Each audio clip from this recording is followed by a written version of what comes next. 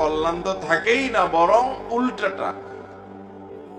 নবী করিম সাল্লাল্লাহু আলাইহি সাল্লাম থেকে যে সমস্ত হাদিস বর্ণিত হয়েছে সেগুলো যদি আপনি সামনে রাখেন, একটা হাদিস আছে, ইন্না আযমান নিকাহি বারাকাতান আইসারুহা মাউনাহ, সবচেয়ে বরকতময় বিয়ে হলো সেই বিয়ে যে বিয়েতে মোহরের পরিমাণ সবচেয়ে সহনীয় থাকে, কম থাকে। তাহলে 10 লাখ 20 লাখ টাকা মোহর হলে সে বিয়ে বরকতময় হবে। হ্যাঁ, ছেলে যদি ওরকম সামর্থ্যবান হয় তাহলে 10 লাখ টাকা 10 কোটি টাকাও দিতে পারে, সেটা তো ভিন্ন বিষয়, তার সামর্থ্য অনুযায়ী সে দিবে।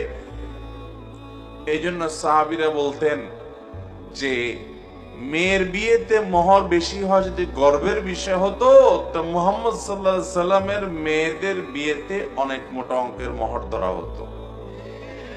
তোমাদের মেয়েরা তাদের চাইতে বেশি দামি হতে পারে না, তাহলে কেন অত টাকা মোহর ধার্য করছো?